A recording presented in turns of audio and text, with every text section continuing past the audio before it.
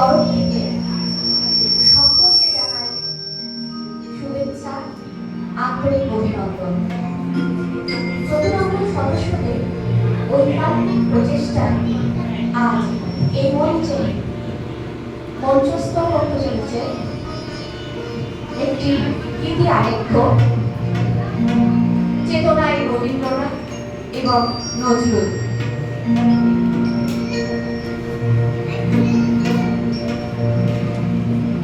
রবি ঠাকুর, নজরুল ইসলাম, বাংলার দুই দেদীপ্যমান সূর্য, আনন্দ লক্ষ্যতে এই সূর্যের জ্যোতি যুগ যুগ ধরে মানুষকে আলোকিত করে তার সৃষ্টির আলোয়। তাই আমরা কবির ভাষাতেই বলবো, আনন্দ লোকে মঙ্গলা লোকে বিরাজ।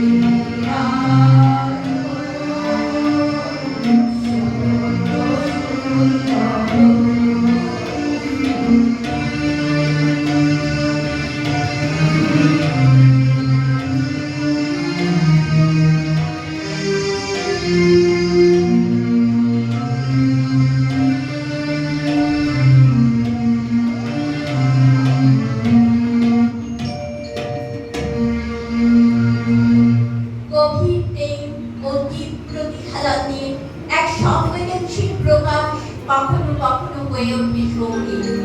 প্রিয়জনের প্রতি মনের প্রবল টান থাকা সত্ত্বেও রোগ লজ্জা, সম্মান ও দ্বিধার কারণে যখন সরাসরি চোখের দিকে তাকিয়ে ভালোবাসা প্রকাশ করা যায় না, ঠিক সেই অন্তর্বিহ্বল অবস্থা ও আবেগকে প্রাধান্য দিয়ে বিশ্বকবি লিখেছেন, প্রাণ যায় চক্ষু না যায়।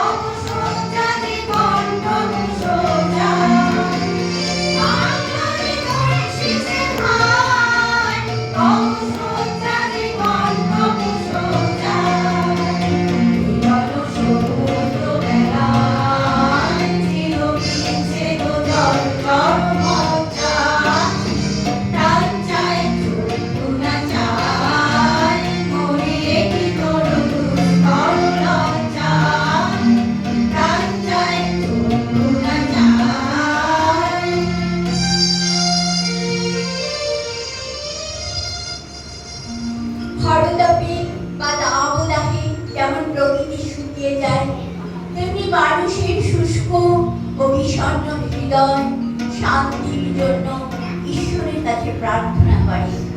অন্ধকার, মোহ, পাপ, হিংসা, ছদ্মবেশ এবং সব ধরনের মান অভিমান ভুলে যাওয়ার বা মুছে ফেলার আবেদন জানিয়ে কবি তিনি লিখেছেন, গণেশ ধারা মাঝে শান্তির বাড়ি।